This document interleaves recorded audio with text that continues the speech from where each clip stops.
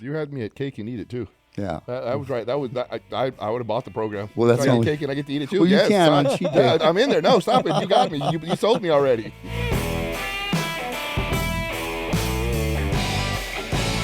Wow, we would have never believed this. We're on Spotify, we're on Apple, we're on Google. Go out there and listen to us. So we're excited about it.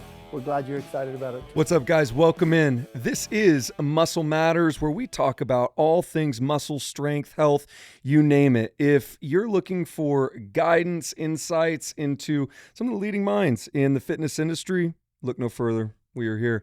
This episode is brought to you by Covenant Coffee, Sportlander West, Strength and Health Gym in Bakersfield, California, as well as Grindhaus Strength and Conditioning. As you guys know, we support good brands. Not only that, but brands that serve a purpose, are very much hold to the code, walk the line, and ultimately honor the Lord with everything that they say and do.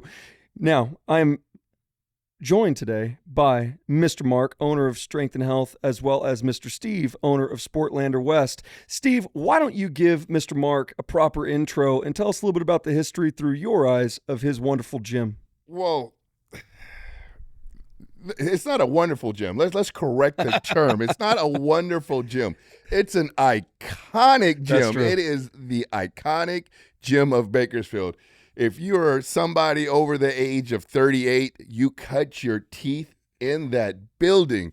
Some of the greatest feats of strength I saw in that building. It's like legitimately, if the strongest of the strong walk through that door of Bakersfield, California. You heard me every now and then. I like to braggadocious about how strong I thought I was. I was chasing the ghost of that gym. I can sit here and tell you, Sam Sabiago. Sam Samiago was a championship bench presser. This man is still top 20 all time. Coming from, Sam was in the late 80s, early 90s, and he used to go on TV, blah, blah, blah, blah, blah. But he's still a top 20. And I remember being a little boy in that gym, and the strength of feet, the strength, it's just, wow, it's just amazing. Watching him walk into the gym and some guy calling him out. The guy was benching 550. And he looks over at Sam. He goes, "I got you, Sam." And this is, I was a pup, so Sam was in his prime. And Sam yells out, "You got me. You got me." And mind you, there's 550 on the bench. Sam is still in his work coveralls. He lays down. He hits that thing 15 times, walking through the door, like through the front door. How many people could you actually say can walk in and snatch 500 pounds drop dead cold after? Sam worked for PG&E.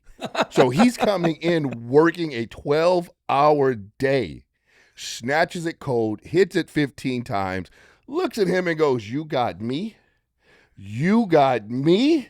And laughed at him and walked away. And the guy walked to the top of the gym. I never saw him again. I mean, it's just some of the strength of, it's just amazing. I remember there was Bobby, Andre, and Ricky. People have egos. And these are just some of the things I saw. Sure. Guys bet, right? No. How many guys do you know that bet on who can bench 500 pounds the most? I used to watch these guys bet paychecks on who could bench 500 the most, and just sit there like as a pup, just like, wow, they're betting on something. Like, wow. So like that gym is iconic. Steve Foster, these are like true, like iconic moments, and this man is carrying on the legend of the iconic gym. I mean, it's an institution. Oh man, it's just wow. It's just wow. And I'm still amazed, like bodybuilding, still doing it. That's in the iconic gym. Mark, tell us a little bit about, because we've bodybuilded in your early 20s, correct? Mm-hmm. What are some of the difficulties you would say between being a young man and being where you are now? Well, the only thing that I notice is different is the fact that back in those days, you just gave me some regular barbells, and I made the best of it because nothing hurt. I was bulletproof. The joints were healthy, and that's all I had, so I didn't know any better. I mean, it was like you took for granted. You figured nobody really had anything to work with. I mean, yeah, I guess I would have dreamed about having like a leg press and a hack squat, but I was like the Forrest Gump, the story about the shrimp, all the Bubba, the different kinds of shrimps. Well, with me, it was just, what do you do for your legs? Well, front squats, back squats, full squats. I mean, it was just squat, because that's all I had was squats, and in barbells, inclines. I mean, it was so basic, but that's all you had. You made the best of it. It worked, apparently, at the time, even though now looking back, it's like, how in the heck did I do that, But today, what's different is that I couldn't possibly even come near approaching training that way. I have to use the machines and warm up, more sets of warm up than I do working sets, for example. Yes. And thank God for the smorgasbord and the cornucopia of different modalities in order to get the job done, because there's no way that I could ever even think about picking up a barbell cold like I did before and get results. It would crush me. I'm too brittle. Like Rocky said in the movie, I'm too brittle. Don't hit me, I'm brittle. I'm brittle, But otherwise, I mean, what it has done is kind of pulls you out of yourself, and it's like a different kind of a challenge, because you're basically have to make the best out of your current situation, your limitations, and your momentary ability. So you learn to be very innovative, very creative in order to still get the job done. In fact, probably more effectively, had I understood then what I know now, would have probably made better progress. But when you're young, you don't know anything, you don't know any better. You just know just the basics, and you just make the best of it. But yeah, so it's a challenge. It's exciting because you are always forever changing and adapting and trying new ways of going about things and exploring. And even if a person gets to the point where they find it difficult to progress at a certain point, one thing that we have to remember as bodybuilders is that we are just that, bodybuilders. For example, I look at Frank Zane. A lot of people are familiar with him. He's like in his 80s now, and yet he's so proactive. He's training. He gets so impassioned during an interview about, I do this exercise because it really affects this area, to develop it. In other words, even though, of course, he's a shadow of what he was when he was younger, but he's still bodybuilding. He still has that mindset that he wants to improve. That's his goal. That's his objective. And that's kind of, I think, what it's all about, is that, I believe that I can still continue to improve, and will continue to keep pushing and again, explore, experiment, and whatever it takes, and just keep going and going until the wheels fall off, Hey, man. Mark, I'm so interested to hear, there's decades of wisdom over here sitting to my right, decades of wisdom in the iron game in particular. You mentioned that you can't exactly train the way you once did, but man, it would have been cool to know what you do now. What are some things that you would have changed in your 20s and your 30s to bring forth better results and maybe even prolong your longevity? Well, good luck, because a young man's not going to listen to an older person because until you've gone through it, it's kind of like hindsight's 20/20. Sure. But yeah, of course, I mean, I realize now that say, for example, you're more meticulous and more disciplined about the warm-up, for example. Back in those days, like, I was too impatient. I wanted to get to that heavy weight. I didn't have time to warm-up. Was like a nuisance, I want to hurry up and get to that heavy weight, just throw another 45-pound plate. But, you can get away with it then. But not really, because then later on in life is when you pay the consequence. Sure. You realize, oh, no wonder I'm all messed up now. Just can't rub dirt on it anymore. No. Yeah. But, it's just kind of an accumulative trauma, repetitive trauma when you were younger that kind of brought you to the point where you're at now. And so, but it's just the nature of the beast. We all have to go through it, learn the hard way. And hopefully people listen, but I try to teach people, but they don't always listen. Sure.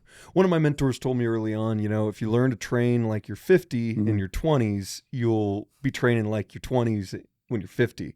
So, I mean, that sounds like a very smart man. Looking back on it, I mean, it might have been my dad. I can't remember. Yeah. I didn't listen to him the first time he told me, though, right. To your credit. So what are some things specifically you would have changed? I mean, more machines, clearly better warm-ups would have helped. Well, back in those days, I mean, you didn't really have anything. You just made the best with what you had. And it was just very basic, fundamental. I didn't have a gym. I worked out in the garage, and it was a lot of homemade equipment. So Sure. I made the best of it and didn't really miss anything because you don't have it. You just assume that, you look in the magazines and a lot of guys are just using the basics anyway. So, I mean, I had a homemade cable machine where I could do pull downs, rows, and push downs, and a preacher bench, and the rest was just barbells and dumbbells. And my dumbbells didn't go heavy enough, so I had to basically do a lot of barbell work just to, use enough weight to be able to get the job done for like chest work and leg work and so forth.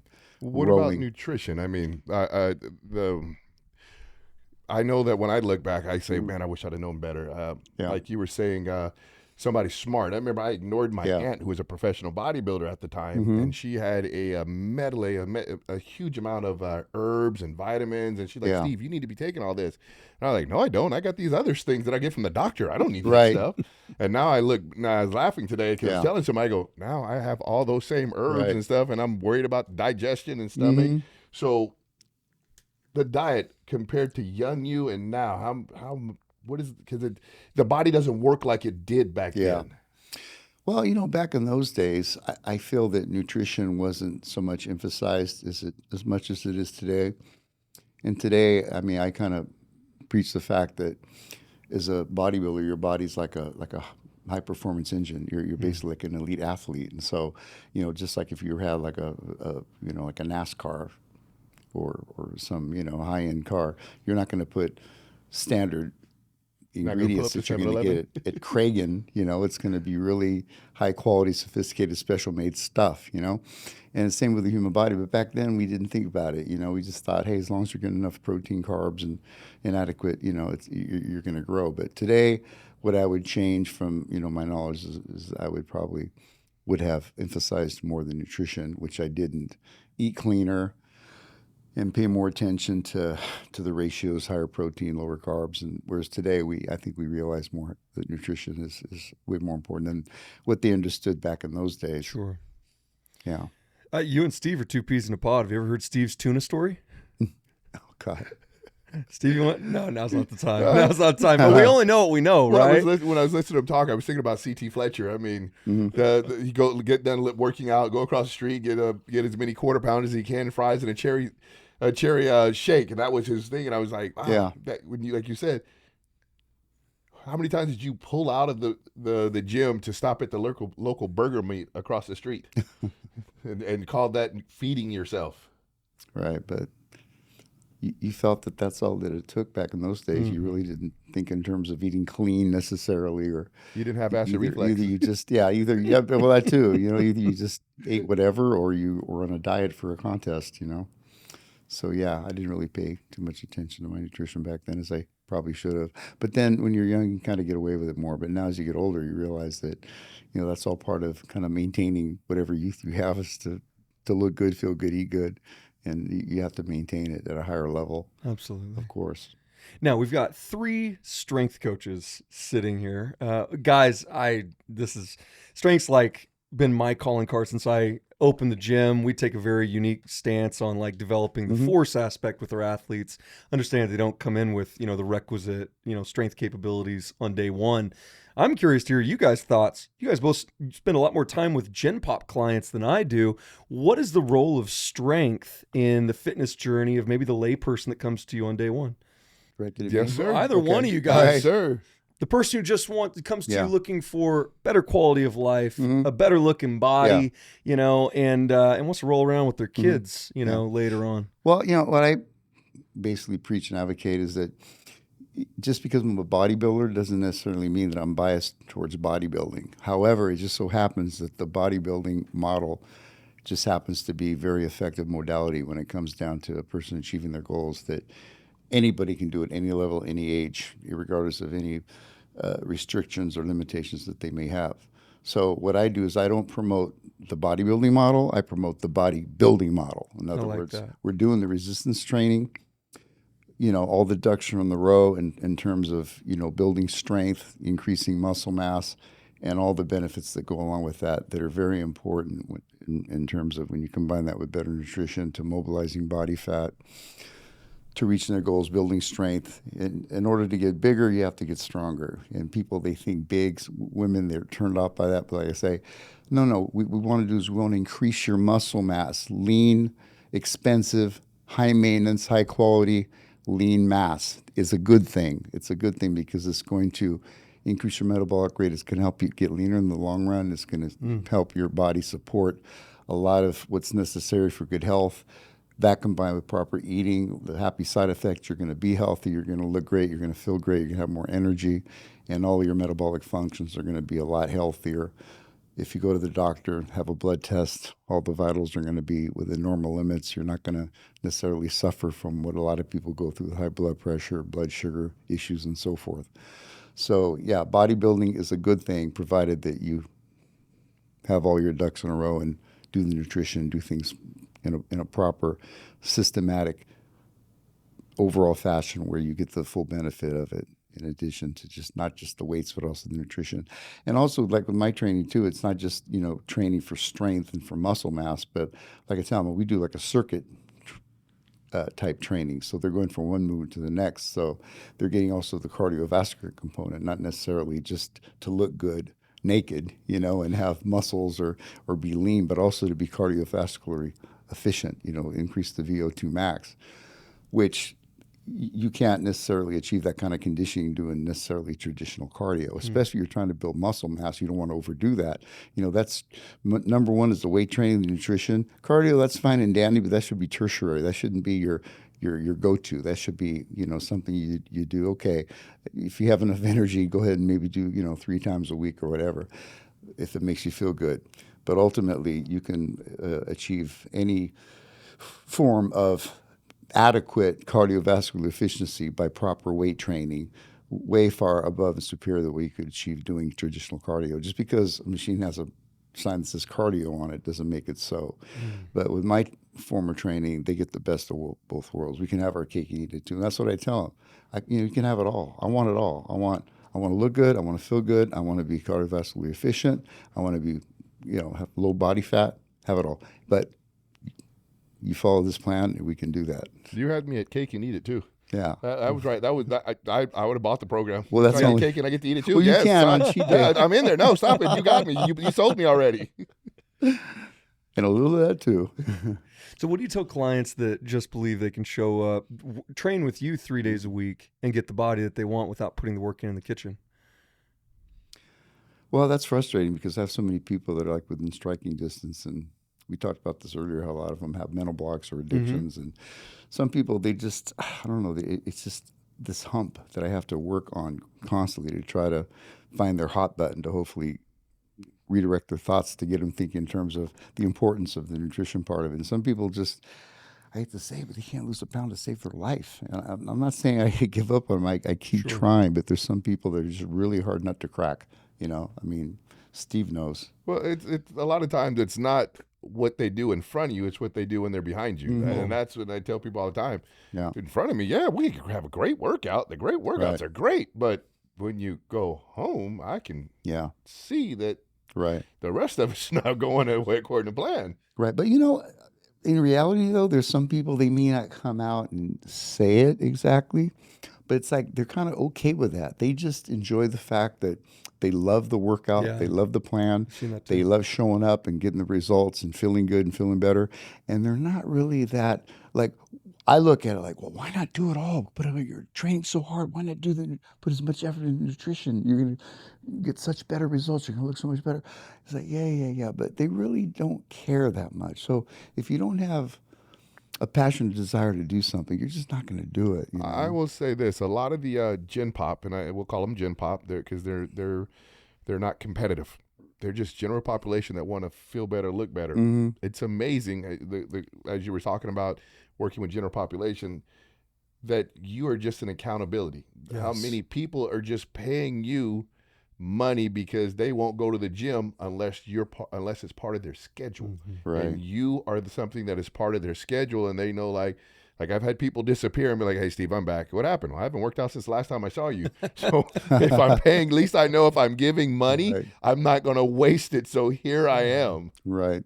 And when people pay money, they pay attention. Yeah, Right. it seems to work that way. Right. Anything free is just not worthwhile. Shoes. Well, yeah, it's the lesser of two evils. I mean, if they don't have a trainer babysitting them every day, then they're not going to work out or eat good. Never mind both. So either they're one or the other. At least they're working out. But Steve, that's the number one thing that comes up in my consultations. And even with our kids, to be completely honest with you, they need accountability more than anything. My favorite question, the last thing I always end their consultations on is like, okay, how do we make this a 10 out of 10 experience for you? Like, what is your expectation for us? Because I've already laid out all my expectations for you. First thing that always comes up from the parent, from the adult client, whatever. I need someone to expect me to show up. You know, and what do we know? Mike's going through it right now, forming a new habit, you know, and just the accountability that goes with that. He roped Tom and I into that. He's always so eager to tell us about how, like, that chain hasn't been broken yet, right? Yes. It's our job as coaches to facilitate the formation of that chain in the first place. Yes. So Sometimes they need a hug. sometimes I'll they hug do. you after the show, Mike. And sometimes they need Mark to give him a kick in the pants and hold him accountable too. You knucklehead, where you been? So, how do you describe that dichotomy? Because you did lay out in the last episode, kind of like, you know, sometimes you got to be there for people and be understanding. Then other times you have to be real with them as well. Like, how do you find that balance? And did that come with time, or is that an ability trait you've always had? Well, like I say, I mean, it's a situation where you just have to kind of feel the person out, try to find their hot button. I mean, I convict them, I call them out. I don't let them feel that they're bluffing me or saying they're doing something that they're not. But at the same time, if they do fail or fall short, even though they might expect, because of the way that I'm a little strict with them, that I'm going to beat them up, but I don't. That's where I, in fact, realize that sometimes you have to take a step backwards and move 2 steps forward. So if anything, I'll still encourage them. I'll say, it's okay. We're just going to get back on the saddle again and keep going, you know. But at the same time, I'm always forever looking for a way to motivate, inspire, again, maybe find a hot button that maybe I haven't previously touched to get them motivated. And I do that a lot. I mean, I go through a lot of scenarios where I motivate, and I'm always searching, trying to find the right thing and maybe, you know, I think possibly it's not necessarily what I say, just the fact that you say it repeatedly. I want to think that it kind of rubs off and it keeps people inspired, it keeps them motivated, and it keeps them on track. Not that they're doing everything perfect, but I mean, to just assume that everything's going to be okay and you don't really have to keep motivating. I'm not saying on them or pushing them, but motivating and inspiring and encouraging them. I think that's an important part of it too. And I try to do that. I try to really get emotionally involved and excited about their progress, so that, as you mentioned, you know, it keeps them accountable, it keeps them wanting to come back, it keeps them looking forward to it. And because, you know, my clients get good results, and that in of itself is why I tend to keep such a big client base, because they love the fact that they're getting the results, you know, whether they're doing things perfect or not. People do things for their reasons and not ours, you know, and sometimes we tend to forget that. And I try to remind myself that, hey, you know, their goal and objective's not. And I realize, of course, mine's a little extreme, being a competitive bodybuilder. But sometimes we need to remind ourselves that, hey, what does this person really want out of this? You know, I mean, they're coming in, they're regular. Obviously, they're here for a reason. So you have to respect that. Mm-hmm. But at the same time, you still don't want to assume that everything's just going to go forever and they're going to be okay. You always have to be there, because, you know, they have bad days too. People have good days, bad days. And so it's like you're almost like a counselor at the same time as a trainer. Absolutely. I've said that a million times. I should get paid. What do they call that? Counselor? Not that. What's the other word? Gosh darn it. Psychologist rates. Shrink? Yes. Therapist. Yes, because they come like, oh, okay, so that's what's going on in your life. Yeah. But, you know, I love motivating people. I think that's, I mean, kind of a knack or proclivity that I have is I get, I don't know, that's just part of who I am, and what I do is to motivate and inspire. So, you know, I have to lead by example, and maybe it's good for me too, the fact that I have to practice what I preach, and I like to think that I do, in order to be that person that can set that example for others as well. Now, Mark, you keep mentioning this system that gets your clients excellent results. Mm-hmm. I'm looking for a value bomb to drop on our listeners right now. People who listen to us clearly work out. What's a method that you use?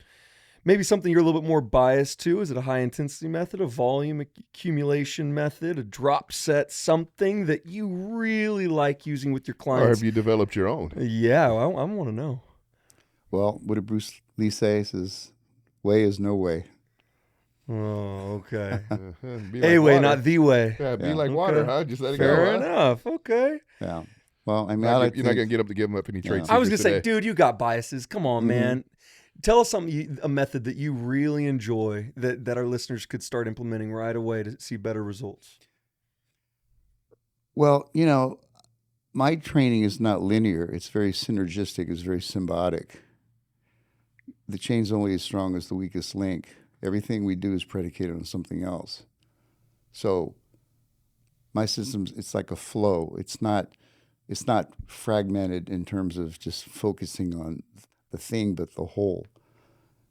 And so it's kind of like that, whereby. How much does your chiropractic knowledge come into your way of training? Well, it's hard to say. I mean, obviously, there was a lot of as background, a a lot of knowledge. chiropractor, you He would sounds know. like one right now, doesn't he? I'm Yeah. listening to what he's saying. The chains and everything goes Yeah. together. So it's almost like it's you know which small muscle groups are going to work with, because that you know for years you put the body back together for people, Right. so you would know what would keep the body from falling apart. Well, you know, there's a lot to be said about that, because, I mean, I do have kind of an acuity, a physical acuity and awareness that I've developed through the years, and in terms of dealing with people with their injuries and ailments and limitations, and a lot of times I'm just very proactive, and you know, sometimes it seems very, very basic and obtuse, but there's a lot of thought and method to my madness. Like I tell people, if it's not broken, ripped, or torn, then you know, chances are we'll just work right through it, and you know, 99% of the time, it's not really that serious if those issues are not the case. And we do. And I brought people from the point where they were already convinced that, you know, they're not going to really gain function fully of this particular part of the body again because the doctor told them this or that or the other. And we start, okay. And I'm like, yeah, but you don't understand. I go, oh, okay. No, don't worry. We'll be gentle. And I'll just start working them. And then before you know it, they're like full blown, like, wow, I can't believe it's gone. You know, things like that. That's always exciting. That's always gratifying. But that just comes from, I don't know, just kind of a sixth sense. I just, you know, sometimes you just have a feeling, no, this person, there's nothing going on here. A lot of it's just a mental block, you know, that someone told them something and they're just running with it. I have a bodybuilding question for you. I need to switch them over to being more proactive and taking some responsibility, and let's just work through this. How long was it between your last show and the first show you did when you got back on the stage? Well, you figure my first show was when I was 16. My last show was a few days ago. But Thursday. in between your first run of bodybuilding and your current run of bodybuilding, how many years did you take off? Oh, well, you know, there was a big gap where I didn't do anything competitively for a good number of years. You know, life happens and you just kind of take a detour, and then, but you know, your passion, I guess, always finds you. And so that's kind of what happened. And that's what I explain that to the people out there, how you was reignited to pursue the stage again. Well, you know, it was almost like life had kind of thrown a few curveballs whereby things didn't seem to be going in the direction where I would ever have the ability to focus on the bodybuilding thing. And then, you know, a bad marriage, et cetera, et cetera. And then you get to the point where you almost kind of like accept the fact that, you know, it's just not ever going to happen again. And you almost force yourself to accept it in a way because you feel you don't really have another alternative. So it's kind of like learning to live with something. But yet there's this latent desire that's suppressed that still exists that you deny and don't want to even acknowledge. And so that probably was the case for a long time. And then as things would have it, you know, with this opportunity with the gym and so on, and, you know, all these years later, and then at some point, even before I bought the gym, I had a birthday. one time. And I said on that birthday, I said, if I don't start now, I was looking terrible. I was in terrible shape. I mean, really bad. If I showed you pictures, you wouldn't believe it. If I don't start now, I never will. So 18 months later, I won a natural show. So I really worked hard, and don't ask me how I did it. And then time went on, and I kind of dabbled. And then when I bought the gym, I was really underweight, not really doing much. And at this point in time, I'm like, well, you know what? I mean, I have nothing to prove. I don't want to put my body through that anymore. I'm done. You know, what's the point, you know? And then, you know, see a few people come in looking in good shape. Well, that guy's in good shape. He must know what he's talking about, you know? And I'm thinking, just because I don't look like him doesn't mean I don't know what I'm talking about either, you know? Yeah. And then I think I spoke about this earlier. It was just the weirdest thing. I had already pretty much resigned myself to the fact that I'm done. I've talked myself, convinced myself, I thought, what's the point? I got nothing to prove. I'm done. Then one day I woke up and it was like a voice spoke to me out of nowhere. And it said, you're not done yet. It was clear as a bell. You're not done yet. And at that moment, just something kind of clicked or snapped. And from that day, I didn't look back. I said, I know what I got to do. And I said, you know, I looked pretty good in my 20s. I won some shows. I was pretty good little bodybuilder back in those days. I go, I wonder if I could eclipse or, you know, create that kind of a package at this stage of the game with some of these master shows like Masters Nationals, which I barely learned about because I wasn't really following bodybuilding that much at the time. And so it took years, I mean, you know, before I finally got to the point where I felt like I was ready. And then I did some shows and I did pretty well. I won a few shows, and then I did Masters Nationals in 2021. I won the middleweight class, and then I won some more shows. And then and then last year was kind of bad because I had a lot of stress, but I still did really well on the national level, a second, a third. And then this year, just things didn't really come together. I guess my body was physically tired. So now I have to reevaluate as far as what I'm going to do next year. But I've competed on the national stage 6 times, and I'm keeping it kind of a secret because I'm not going to post anything. But here I am telling the world. Hey, but God's number 7. If and when I compete next year, that'll be my 7th try. I have a good coach. He's a good friend. It took a while to develop a relationship where he understands my body and who I am and what I'm all about, and vice versa. At first, you know, I had reservations, but now I trust him. So we have a plan. And all I can say is my journey's not over yet. Good. And I just wanted to get that out because so many people, you know, as we get older, we just, you know, so many people resign themselves like, that was back then. That was back then. That was back then. I see it too often. Yeah. And so I just think it's very inspirational for people to understand that, no, you can do it again. Well, you know, my life's different. I mean, I got a really young wife. I got a 14-year-old son. I mean, my body's still healthy. I still want to compete. I still want to get that pro card. I got a business that keeps me occupied, that I don't see any end in sight, that I just want to keep growing. I have other projects I'm working on. I mean, I don't see any end in sight for me. I mean, I'm just starting out. So, and I don't know if that's a good thing or a bad thing. You know, sometimes maybe at a certain point in time, body emotion stays in motion. But yeah, so I mean, that's the way I look at it. You know, so as long as I have the get up and go to do it, I just keep going. Amen. So I have a question for you. I think I need one of those shirts. Man, I was going to say, I think I need one of those shirts. Yeah. I think I need one. I mean, I'll give you one. I got plenty. And they're oversized. They're like your size, too. Do they fit that neck, though? Yeah. Yeah, because they have the wide neck. That's what I'm saying. I do. I have a lot of these in stock. Yes, I will be coming by to purchase one. Yeah. I'm jealous. I mean, you're sitting up here flexing the guns, looking good. Well, they make you look big. Chest is nice and hub and dug in. I mean, yes. That's what, the egotistical bodybuilder. I mean, like this. Hey, we want one of those. Well, Steve, I was going to ask you, did your mom dress you tonight, or what is this we got going on, man? Hey, I am We got to get some colorful. black on that. No, dude. I am taking the rainbow Give him two back. shirts, I hate please. to break it to you. I am colorful. I am that guy. When in my age, in my youth, we had these clothes called cross colors, and I wore them. Yes, I had green pants. Yes, I had cover. The overalls with the airbrush. I that was me. Yes. In Ghostbusters, when they cross the streams, that thing in the middle it That's creates me. is what looks like Yes, you right I'm now. Slimer. I openly admit, yes, I am very bright. I have no. You ever see my car? My car has a candy coat. Oh my God. Yes, I am that person. I did not start my life to look like anybody else, and I refuse to do it now.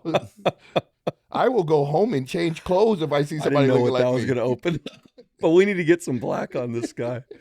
Guys, hey, as always, and tonight was awesome. This was edifying. Mark, you're an inspirational dude, and we so appreciate you coming on. Why don't you tell our audience where they can find you? You on social media or anything like that? I know you're a private guy.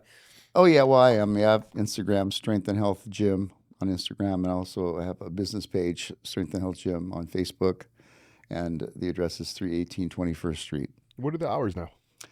But Monday through Friday, 5 a.m. to 9 p.m., Saturday, 9 to 6, and Sunday, 10 to 4. Very and good. I'm usually always there. I was gonna say 7 days a week, huh? Steve, where can our followers find you, man? Yeah. Oh, Sportlander West. You can always catch us on Sportlander West. Sportlander West. Wait, I changed it. It's Silverback on TikTok, but Instagram, it's Sportlander West. Facebook, Sportlander West, 7420 District Boulevard. Come on by and check us out. Dude, it's not the radio. You don't have a time constraint. You're not paying for the slot, okay? It's okay. I DJed for many years. Very It good. could just be this great coffee from the Covenant I have going through There my you system. go. Shameless.